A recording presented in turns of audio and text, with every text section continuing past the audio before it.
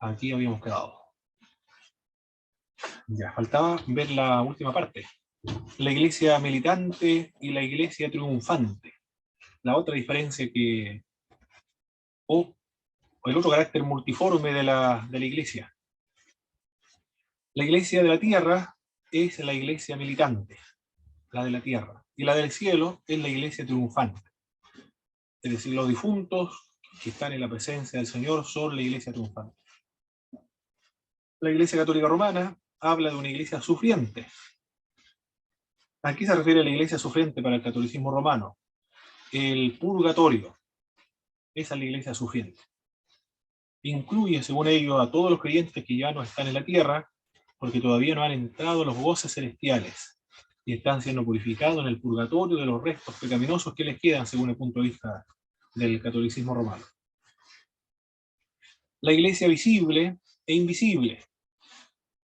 Lutero fue el primero en hacer uso de la distinción entre la iglesia visible y la invisible, la cual fue reconocida por el resto de los reformadores. Se dice que la iglesia es invisible porque su esencia es espiritual, y esa esencia no puede ser discernida por el ojo físico, y también porque es imposible determinar infaliblemente quiénes pertenecen a ella y quiénes no son parte de ella. La iglesia como organismo y como una institución. Esta distinción es aplicable a la iglesia visible. La iglesia como organismo es la comunión de los creyentes que están unidos en la atadura del espíritu, en tanto que la iglesia como una institución es la madre de los creyentes, un medio de salvación, una agencia para la conversión de los pecadores y el perfeccionamiento de los santos. La iglesia como institución existe en forma institucional y funciona mediante los oficios y medios que Dios ha instituido.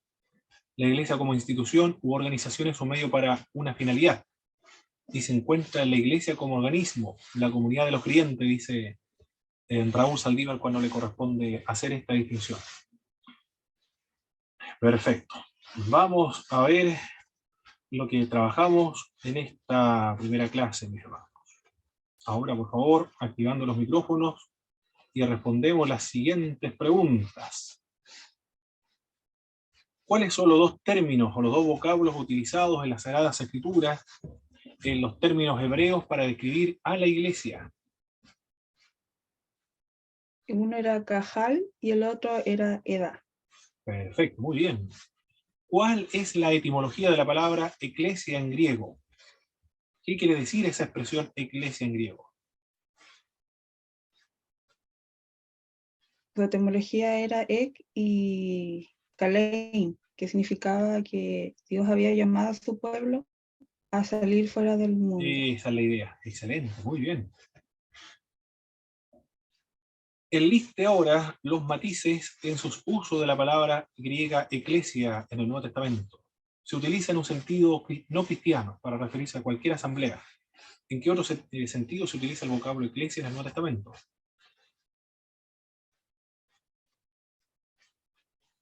A la iglesia cristiana también Muy en bien. el matiz. Perfecto. Congregación de Israel. Excelente. Congregación de Israel. ¿Qué Iglesias más? locales. Excelente. Iglesias locales también, pues. Muy bien. En un sentido colectivo también. Perfecto. La totalidad de la compañía de los creyentes verdaderos. Excelente. De todas las edades también, tanto en el cielo como en la tierra, tienen un sentido escatológico. Excelente. Enliste ahora las respuestas que se han dado acerca de cuándo se originó la iglesia. Para algunos la iglesia se originó ¿cuándo? Con el llamamiento de los discípulos, Perfecto. otros con el inicio de la Santa Cena.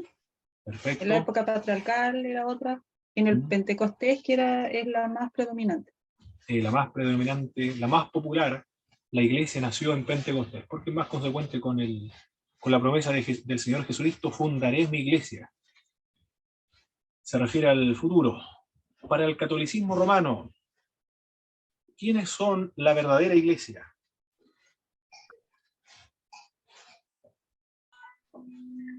Los que han sido bautizados procesan la fe y participan de los mismos sacramentos.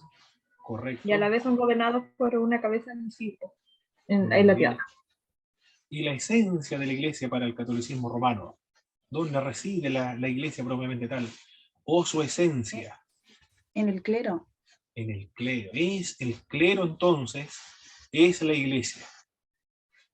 Y así lo han enfatizado en los concilios Vaticanos II, aparece así. Aunque también dice que todos son la iglesia, pero hace esa distinción entre el clero y los laicos. Y la esencia de la iglesia reside en el clero, en los sacerdotes.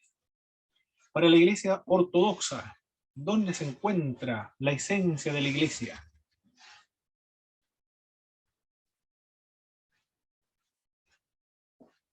En su jerarquía episcopal. En la jerarquía episcopal. Muy bien.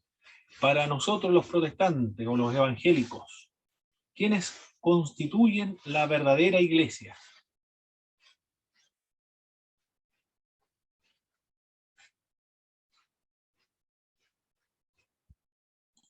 Todos los lavados y santificados y sellados por el Espíritu, según la confesión belga.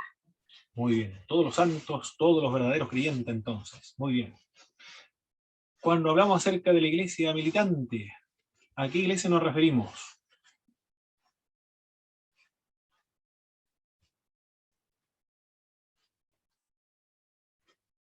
Todos los hermanos participando, activando los micrófonos. La iglesia terrenal. La iglesia de la tierra, muy bien. Y la iglesia triunfante es En el cielo. la que está en el cielo, muy bien. La iglesia invisible, ¿a qué se refiere la iglesia invisible? Aquella que solo Dios ve, Perfecto. Y la iglesia visible, la que el hombre ve. la que el hombre ve, la que nosotros vemos cuando vamos a la iglesia. Los hermanos que van a las iglesias. Perfecto. Pero no todos están convertidos, ¿eh? La iglesia invisible, eso solamente Dios lo ve, son los que están convertidos. Excelente, mis estimados hermanos. Ahora vamos a trabajar con la segunda clase, entonces, de Teología Sistemática 3. ¿Por qué no puedo salir de esta presentación? Ahora sí, ahora sí. Perfecto. Sigamos, sigamos.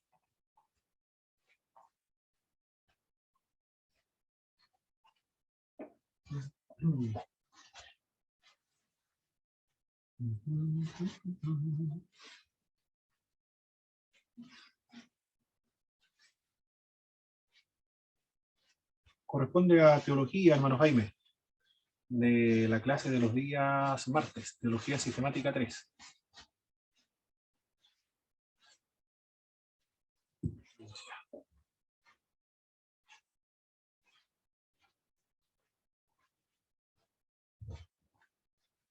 Muy bien.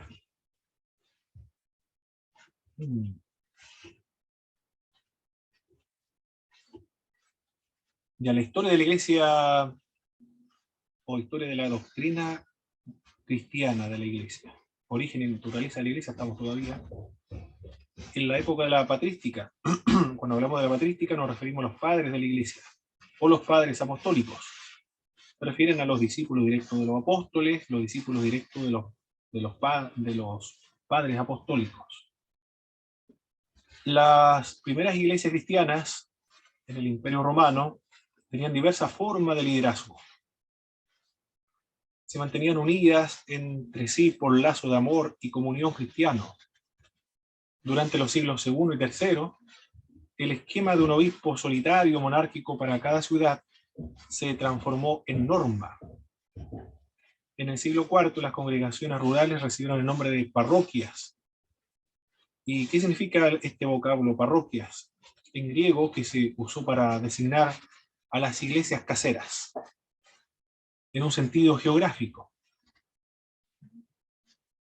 El surgimiento de las iglesias de Roma era considerada como la venerable capital antigua del Imperio Romano, y su iglesia la única sede apostólica de Occidente, nada más. A mediados del siglo III, Cipriano, obispo de Cartago, le atribuyó la primacía a la Iglesia de Roma. Esta se había caracterizado por las defensas tanto teológicas como las invasiones bárbaras. León I, en el año 461, interpretó la roca basada en el Evangelio como refiriéndose a Pedro. El primero, entonces, en atribuir o implementar esta interpretación, la interpretación fue León. La pregunta que me hicieron hace un momento atrás. León I, 440 al 461. León I, entonces, fue el primero en interpretar: sobre esta roca edificaré mi iglesia, y lo interpretó como aplicándoselo a Pedro. También dijo que Pedro había sido obispo de Roma y que su autoridad se transmitió a sus sucesores de aquella sede. Todos los obispos ejercen autoridad solo en su respectiva diócesis, mientras que Pedro y sus sucesores ejercen autoridad sobre la Iglesia Universal. Eso fue lo que dijeron posteriormente. León I indicó aquello. Las pretensiones de León I, ejercer autoridad sobre todas las iglesias. Bueno, en el Oriente nunca se lo permitieron esas pretensiones. ¿Cuál es la marca de la verdadera iglesia? Esto hay que tenerlo muy claro, mis hermanos. La marca de la verdadera iglesia es la unidad, la santidad, la catolicidad, la apostolicidad. Se distinguieron estas marcas para contrastarlas con los movimientos heréticos. Unidad significaba comunión con las iglesias de Roma. Santidad era definida en función de 5 donaciones: la Trinidad, la cátedra de Pedro, la fe de los creyentes, la enseñanza salvadora de Cristo y los 3 sacramentos. Así se entendía la santidad. ¿Cuáles son estos 3 sacramentos? Bautismo, confirmación y Eucaristía. La catolicidad significaba la extensión y la visibilidad en contraposición con el regionalismo donatista, es decir, con las herejías que eran locales o regionales. Y la catolicidad era la iglesia, estaba en todas partes. La apostolicidad significaba la sucesión en la verdad a partir de los apóstoles. Ahí vemos una marca de la iglesia. Unidad, santidad, catolicidad, apostolicidad. En la Edad Media ocurrieron 3 desarrollos escatológicos principales. La primera, hay una división entre el Oriente y el Occidente. Esta división se efectuó en el año 1054, después del Señor Jesucristo, cuando el Papa se encontraba en Aviñón y el cisma papal de los años 1378 y 1417 exaltó la autoridad de los concilios generales. Por otra parte, Wycliffe, después cuando se produce una lucha entre el papismo y el curialismo de la curia romana. Y después surgen por el primer movimiento, el surgimiento de intento de reforma dentro del catolicismo romano. Y ahí aparece Wycliffe. John Wycliffe enseñó que la iglesia es la totalidad de la compañía de los fieles predestinados. Se compone de 3 estamentos: la iglesia triunfante, la iglesia militante y la iglesia durmiente o latente. ¿A qué se refería Wycliffe con la iglesia latente? Las almas que se encontraban en el purgatorio. Un reformador como Wycliffe también creía en el purgatorio, como estamos viendo. La doctrina protestante fue evolucionando del catolicismo romano hasta eliminar todo elemento de catolicismo romano en el futuro. Pero Wycliffe creía en el purgatorio. Juan Hus dijo que la cabeza de la iglesia era Cristo, no el Papa, el antecesor de 100 años antes de Martín Lutero. Con respecto al Oriente y el Occidente, ¿cuáles fueron las causas de esta división entre la Iglesia del Oriente con el Occidente? Todo esto en la Edad Media. Hubieron varias causas de esta separación entre el Oriente y el Occidente. Una de estas fueron las culturales, porque el Occidente, el idioma de ello era el latín, y los griegos, es decir, la Iglesia del Oriente, consideraban a los latinos como paganos, como bárbaros. Era la lengua de los bárbaros, la lengua pulcra, la lengua en la cual se definieron los dogmas teológicos. Era griego, nada más y nada menos que en el idioma griego en la Iglesia del Oriente. Por lo tanto, los latinos eran bárbaros. Y para los griegos, los latinos eran bárbaros. Lo otro era del idioma griego. Causas políticas también, causas doctrinales. La más fuerte, la más contundente, el problema más que hasta el día de hoy no se ha solucionado, es el tema del filioque. Una doctrina que implementó la Iglesia de Occidente, que el Espíritu Santo procede del Padre y del Hijo, mientras que en la Iglesia del Oriente el Espíritu Santo procede solo del Padre. En cambio, en el Occidente, del Padre y del Hijo. No entienda usted, o no crea usted, que se refiere acá al Espíritu Santo que fue enviado en Pentecostés. No se refiere a esa etapa, sino que se remonta a la eternidad, antes de la creación del mundo. ¿En qué sentido el Espíritu Santo es Dios? ¿Procede de quién? ¿Se origina su divinidad de quién? No está pensando el Oriente de que ha sido creado en algún momento, sino simplemente de su origen divino. Es decir, Él es divino porque procede del Padre, en cuanto a su divinidad nada más, no en cuanto a que fue enviado a los seres humanos, sino esto se remonta ante la fundación del mundo. El Espíritu Santo es Dios porque se deriva del Padre.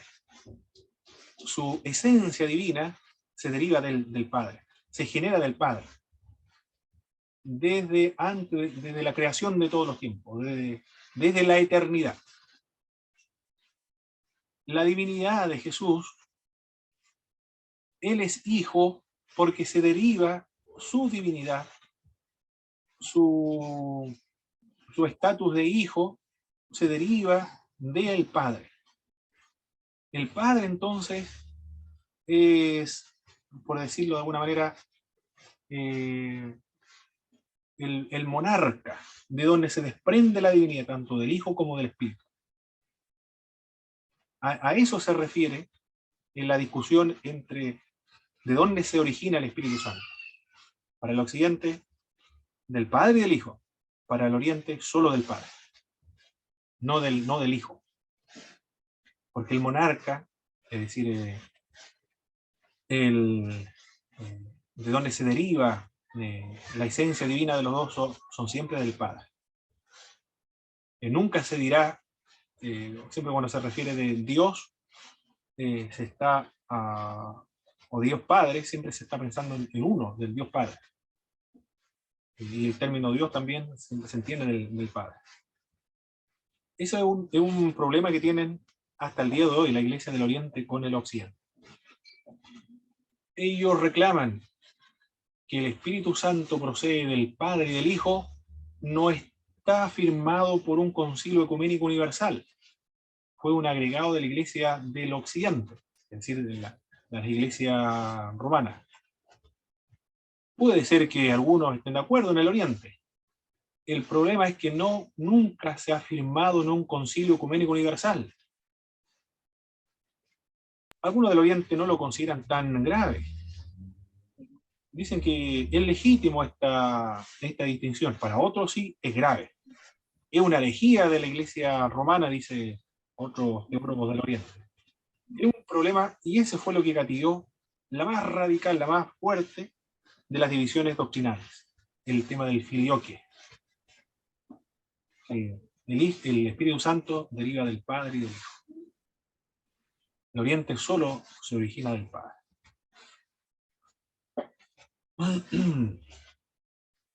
Y también habían otras causas entre la división del Oriente con el Occidente. Eran ceremoniales.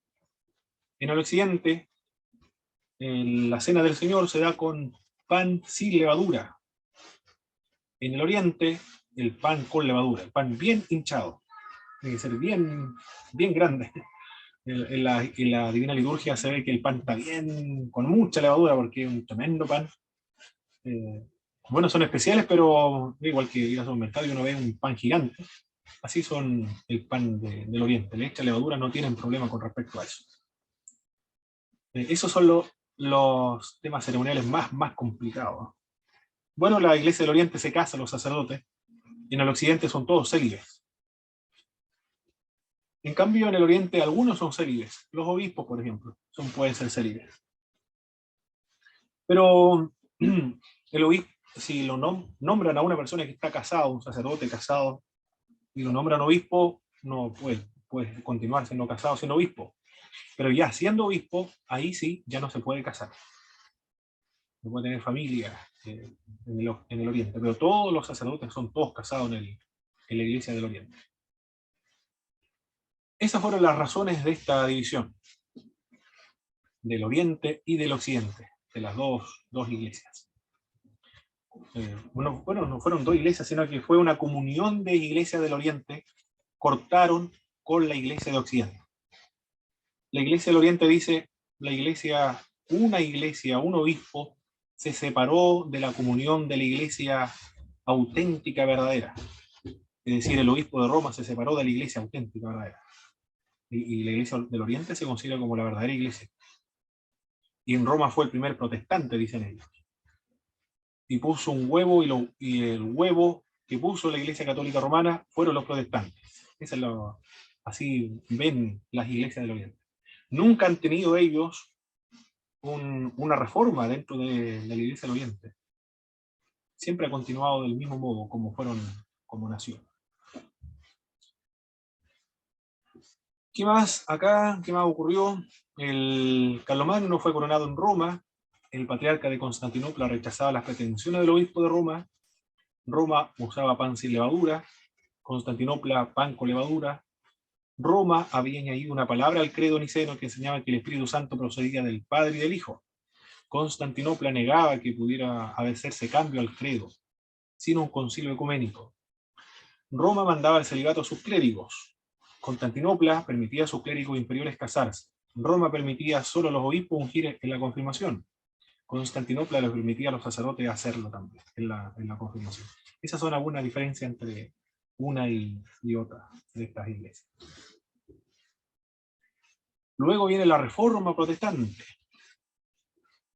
¿Qué dijeron los reformadores magistrales? Calvino y Zwinglio trazaron una distinción entre la iglesia invisible. Dijeron, todos los elegidos, ahí estamos hablando de Juan Calvino y Zwinglio, todos los elegidos que solo lo puede saber Dios, corresponden a la iglesia, los elegidos. Fuerte la idea de la predestinación en las iglesias calvinistas o reformadas. Y la iglesia visible, aquellos habitantes de la tierra que profesan ser cristianos. Los anabautistas, significa rebautizadores, que son parte de la reforma radical. Se comprometieron con la iglesia en cuanto a restaurados y unidos por la profesión personal de la fe en Cristo, simbolizada por el signo pascual del bautismo de los creyentes. Los anabautistas son diferentes a los calvinistas. Los cristianos acá, para los anabaptistas, son los que se han bautizado adultos y por inmersión. Para Calvino y Zwinglio, los predestinados. Estamos viendo la diferencia entre las iglesias evangélicas y protestantes.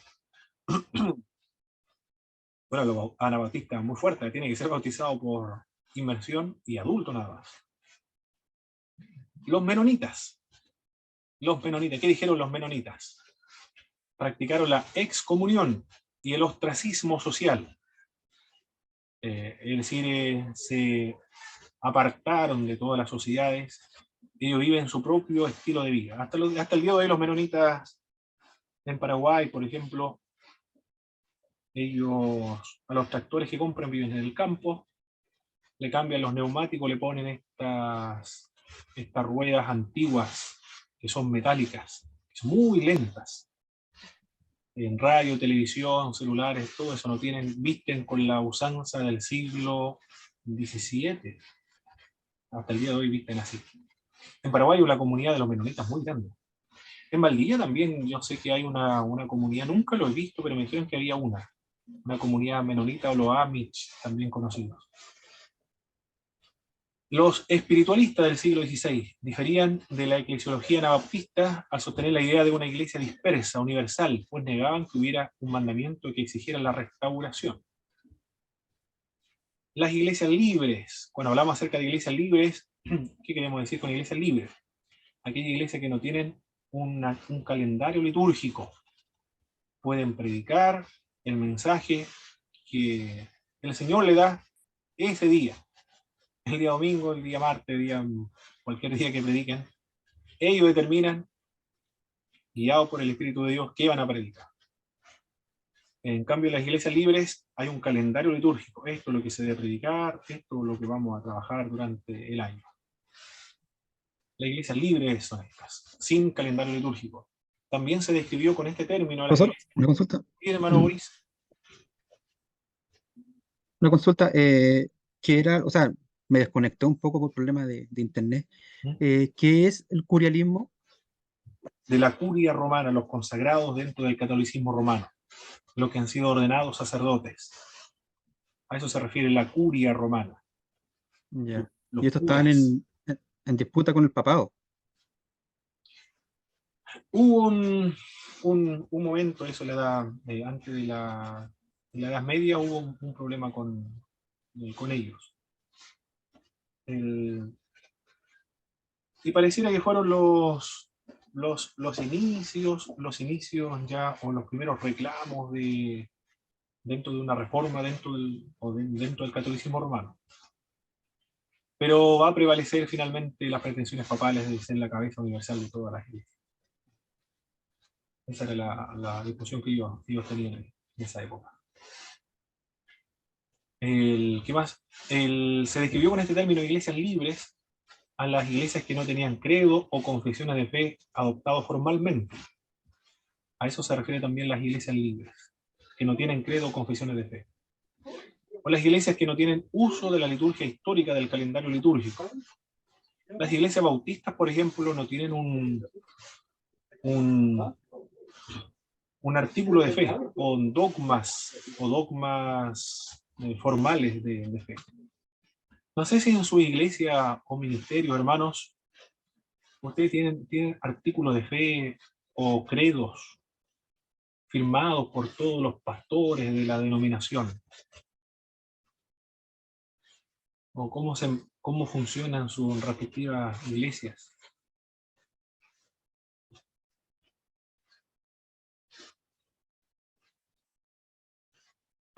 ¿Tienen documentos formales, artículos de fe o confesiones, esto es lo que nosotros creemos? La mía no, así nomás libre. Ah, muy bien, ya libre. Sí. Muy bien. Yo creo que se quería hacer un documento de fe, para ordenar igual Correcto. ciertas cosas. Ya. Muy bien, muy bien. Iglesias libres, ¿eh? La bautista es libre, ellos resisten todo tipo de declaración de fe, de dogma o de confesión. Impresionante los bautistas. Se caracteriza por la libertad. No resisten todo tipo de imposición externa.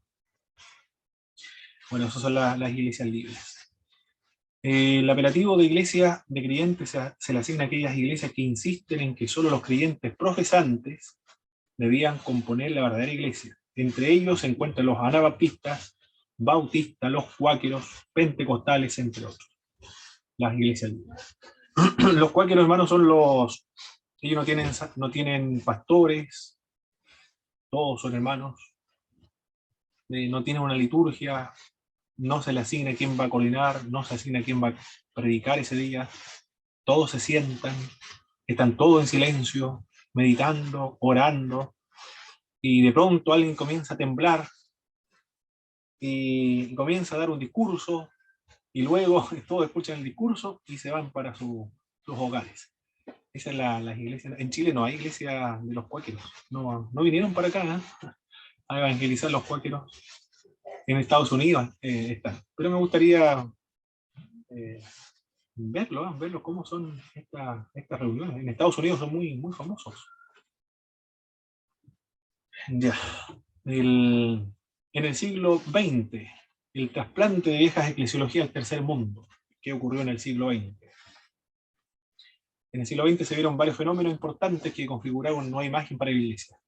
El movimiento ecuménico surgió gracias al pluralismo de las misiones, las conferencias que investigaron temas de doctrina, disciplina eclesiástica, conferencias que abordaron grandes temas socioéticos, políticos. Este movimiento adquirió forma y organización con la constitución del Consejo Mundial de Iglesias o el Concilio Mundial de Iglesias, o el CMI, Concilio Mundial de Iglesias. En 1948, además, el Concilio Mundial de Iglesias se ha organizado consejos regionales, consejos locales. El Concilio Vaticano II redefinió la naturaleza de la Iglesia de Cristo. Subsiste la Iglesia Católica, la cual es gobernada por el sucesor de Pedro, que es el Papa, y por los obispos en comunión con él. La Iglesia comprende tanto la jerarquía como el laicado, dijo el Concilio Vaticano II. Pero siguió hablando de esta diferencia de la esencia de la Iglesia como el clero. El movimiento evangélico ha tomado dos opciones. Algunos han constituido congregaciones independientes, no denominacionales, las cuales brindan apoyo a emprendimientos misioneros. Otros pertenecen a las iglesias afiliadas a un cuerpo denominacional conservador. Las iglesias autóctonas en el tercer mundo no tienen relación eclesiástica directa ni independiente de ninguna familia denominacional o confesional de Europa o América del Norte. Las iglesias pentecostales en Chile, por ejemplo, son iglesias autóctonas, como la Metodista Pentecostal, la Iglesia Evangélica Pentecostal, la Misión Iglesia del Señor, y todas las que se desprenden de estas iglesias pentecostales históricas. Son iglesias autóctonas. Es decir, no tienen ningún lazo o relación con las iglesias de Europa o los Estados Unidos. Actualmente en las misiones se están estableciendo iglesias autóctonas, y es el desafío de los misioneros modernos, establecer iglesias autóctonas. ¿Cuál es la idea de las iglesias autóctonas modernas? ¿O qué es lo que significa, quiere decir el término autóctono? Que tienen tres características: autogobernadas, autopropagadoras y, autogobernadas, autopropagadoras, autofinanciadas. Esa es la idea de las iglesias autóctonas: autopropagadoras, autogobernadas y financian a sí mismas, independientes, que nacen en su respectiva cultura. Bien, así se entienden las iglesias modernas. La formulación, entonces, la formulación sistemática de lo que es el origen y la naturaleza de la iglesia. Para nosotros los protestantes: unidad, santidad, catolicidad, apostolicidad. Estas son las marcas de la iglesia evangélica. Con respecto a la unidad, para el catolicismo romano, la unidad significaba estar sujeto al obispo de Roma. Para los ortodoxos, la iglesia es una. Pero, ¿qué es lo que entienden por uno? Unidos a través del sacramento. Son unos porque todos participan en los sacramentos. Para los luteranos, la primera iglesia evangélica, ¿qué es lo que es la unidad? Consiste en una unidad doctrinaria. Los metodistas, bautistas, pentecostales, ¿cómo conciben la unidad? La unidad en función de la unicidad de la comunión en el cuerpo del Señor Jesucristo, subrayando el amor y la agencia del Espíritu Santo. Entonces, para los metodistas, bautistas, pentecostales, la unidad se refiere a la unidad espiritual. A eso se refiere la unidad. Estamos hablando acerca de la marca de la iglesia, la unidad espiritual. Pero el catolicismo romano, el luteranismo y las iglesias ortodoxas entienden esta marca de modo diferente. La santidad, ahora, la otra marca de la iglesia. Para el católico romano se relaciona con los sacramentos y las personas santas, es decir, los santos que ya han sido canonizados por la Iglesia Católica Romana. Los ortodoxos conciben la santidad poniendo énfasis sobre los santos en el cielo y la Virgen María como ejemplo de santidad. Bueno, aquí aprovecho a hacer la diferencia entre lo que concibe la Virgen María con el catolicismo romano y la Iglesia del Oriente. Para el catolicismo romano, la doctrina de María es una doctrina que en sus teologías sistemáticas tiene un capítulo aparte, un capítulo lo trabajan en teología sistemática, y se describe como Mariología. En cambio, en las iglesias del Oriente no van a encontrar en un libro de teología dogmática o teología ortodoxa, no van a encontrar un capítulo de Mariología. Y de hecho ni existe Mariología. Lo que existe es una teutocología. Eso es lo que existe en la iglesia ortodoxa. Teutocología. Es decir, Teutoco es la portadora de Dios, eso significa Teutocos, la portadora de Dios, engendradora de Dios. Ven a María no independiente, sino siempre relacionado con su Hijo Jesucristo. No tienen el dogma de la Inmaculada Concepción, de la Asunción de la Virgen. ¿Qué más? De la Siempre Virgen. No tienen el dogma. Lo creen, pero no hay declaración dogmática. En el catolicismo romano sí. Pero creen esa misma doctrina que ascendió al cielo en cuerpo y alma. Y siempre virgen. Y lo cantan también, está en la liturgia, en los coros, le invocan también, le oran, y la tienen como intercesora. Pero es diferente al catolicismo romano. Ya, para los ortodoxos entonces, la santidad se refiere a los santos que están en el cielo, a la Virgen María como ejemplo de santidad. Los protestantes ven la santidad como el llamamiento de sus miembros a la adoración y servicio al Dios Trino. No contemplan una institución infalible ni miembros sin pecado. Para los protestantes entonces, bueno, también para todas las otras iglesias, la iglesia es santa y pecadora al mismo tiempo. Pero se refiere a los santos, a todos los que adoran, a los creyentes. Para los protestantes, los santos son todos los creyentes vivos. Eso es. Todos los creyentes están vivos, todos los creyentes. La otra marca de la iglesia, la catolicidad.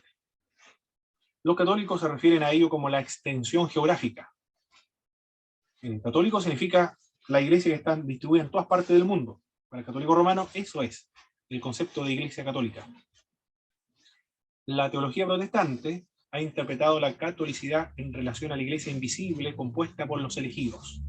La que está en todas partes del mundo, pero compuesta por los elegidos. La apostolicidad ahora, tanto para los católicos romanos como para los ortodoxos y los anglo-católicos, es decir, la iglesia anglicana, una de las ramas católicas romana, se interpreta como la sucesión apostólica. Mira, la iglesia católica romana, ortodoxo y anglo-católico, apostolicidad se refiere a la sucesión de los apóstoles o sucesión de los obispos. Los protestantes interpretan esta marca de la apostolicidad como sucesión del fe o de servicio. Es estar bajo el discipulado, la escuela, la autoridad normativa, la instrucción y la dirección de los apóstoles, de acuerdo con ellos, escuchándolos y aceptando el mensaje de los apóstoles. Esto es lo que indica Karl Barth, y lo cita Leo Garrett. Me gustó esa definición de apostolicidad dentro de las iglesias protestantes.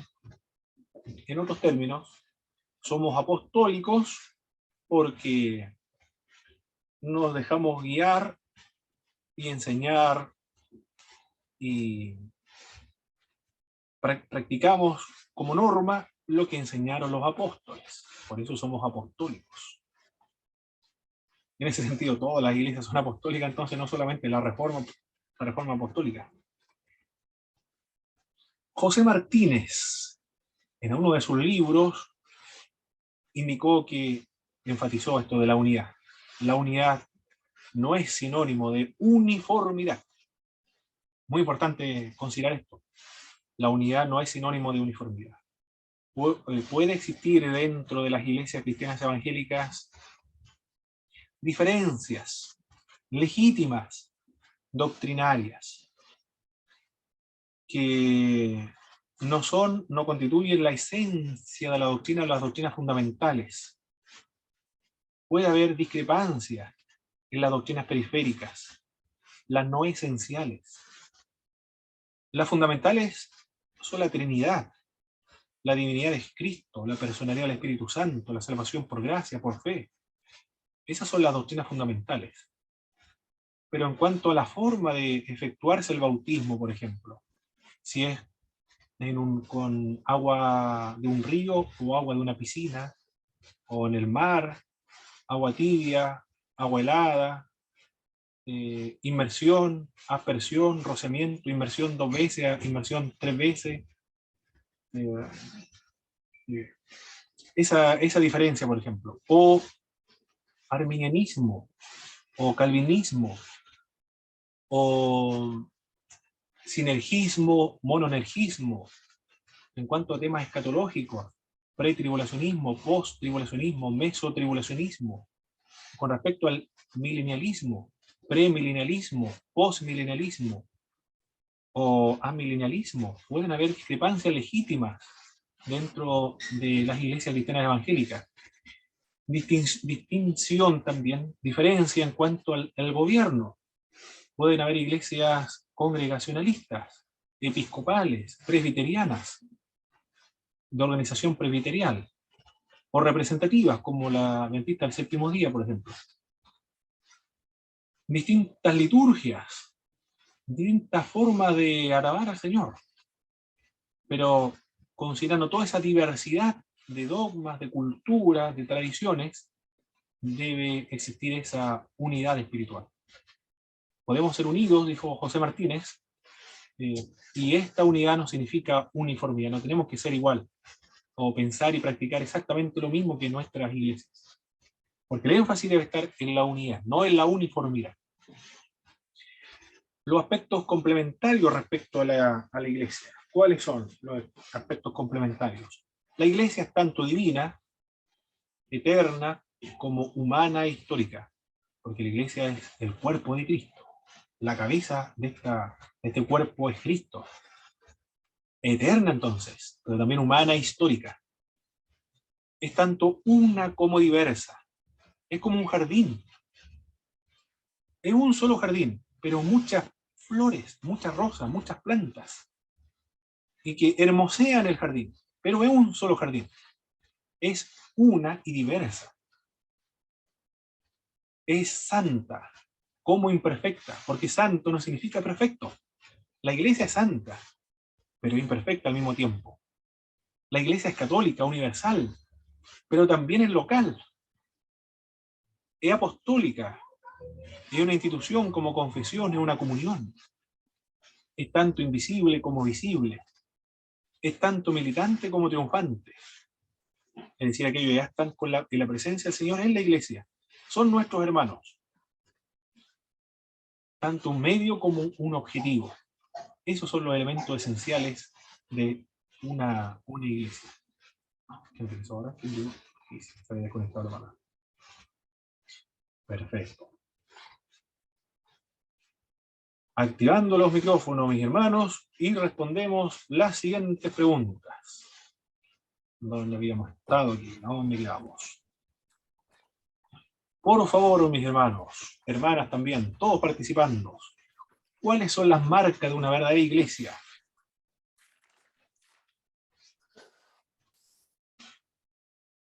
Unidad, santidad, calotosidad, creo que escribí. Catolicidad, sí. Sí, y apostolicidad. Perfecto. Muy bien. Para los católicos romanos, en cuanto a la unidad de la iglesia, ¿cómo lo entienden los católicos romanos, la unidad de la iglesia?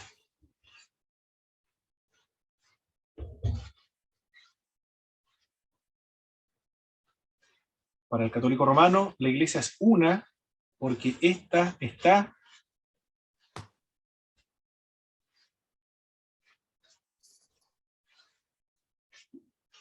porque es una para el catolicismo romano, porque reconocen a uno, A la cabeza eclesial. al Papa, porque están unidos al Papa. La iglesia es una para el catolicismo romano, porque todos están unidos al Papa. Y si no están unidos al Papa, no es la iglesia, entonces para el catolicismo romano. Muy bien. Para las iglesias ortodoxas, la iglesia es una, ¿en qué sentido?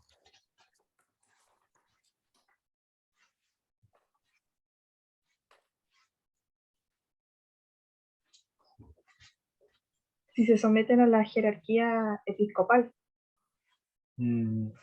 Era la unidad es a través de los sacramentos. Bautismo, primera comunión, confirmación. No recuerdo las otras, pero son varios sacramentos dentro de las iglesias ortodoxas. La unidad consiste en eso, en la unidad de los sacramentos. Para la iglesia luterana, para los hermanos y la primera iglesia evangélica, ¿la unidad en qué consiste?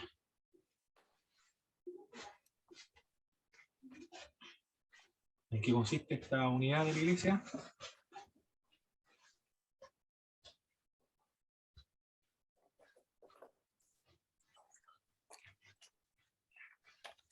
¿Alguien recuerda? Todos participando, mis hermanos. La iglesia es en el luteranismo romano, perdón, en el luteranismo, en la iglesia luterana.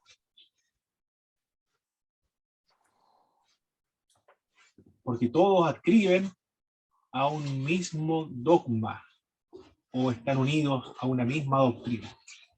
Ahí se fija usted un poco la característica de las iglesias protestantes, las antiguas o las históricas. El dogma es muy importante, porque la iglesia luterana, de hecho, la iglesia es una, en tanto están unidos o creen una misma doctrina. Para las iglesias metodistas, bautistas y pentecostales, ¿en qué consiste la unidad de la iglesia?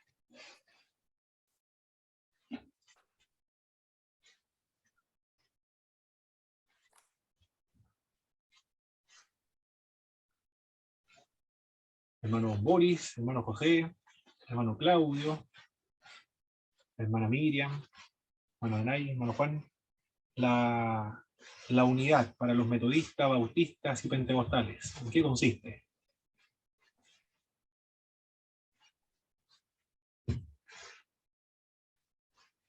¿Alguien recuerda?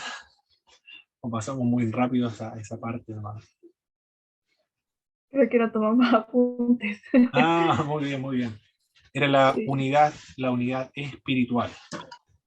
Es decir, enfatizamos nosotros, las iglesias bautistas, metodistas, pentecostales, la unidad consiste en la unidad espiritual de las iglesias cristianas evangélicas. No es ni la unidad del Papa, ni la unidad de los sacramentos, ni en la unidad doctrinaria, sino que es la unidad espiritual de la persona de Cristo, somos uno. Así es. Muy bien, téngalo presente, no se lo olvide eso, hermano. En cuanto a la catolicidad ahora, la Iglesia Católica Romana, ¿cómo interpreta la catolicidad?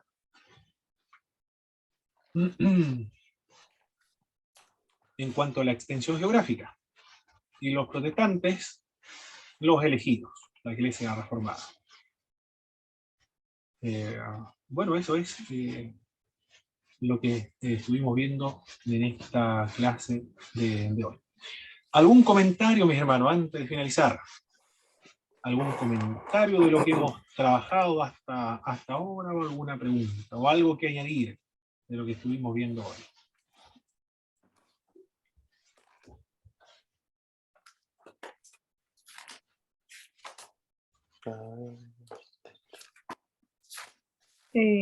Bueno, la gran variedad y las diferencias que existen entre las diferentes iglesias mundiales respecto al catolicismo, a la iglesia ortodoxa, a los protestantes, que si analizamos, por ejemplo, desde fuera, desde otra religión, se podría ver que por creer en Jesús, ¿cierto?, nos mantenemos unidos, pero hay harta diferencia con las doctrinas, que básicamente fue lo que separó a las iglesias. Entonces, vemos una gran variedad y mucho que estudiar también, porque son términos y materia que desconocemos como creyentes. Lo pudimos ver ahora. Es muy interesante. Muy bien, hermana Ángeles, muchas gracias. ¿Alguien más, mis hermanos? Hermano José, me parece mucho. Sí, yo tenía una duda que lo estoy buscando porque lo anoté, sobre el principio, sobre el Pentecostés.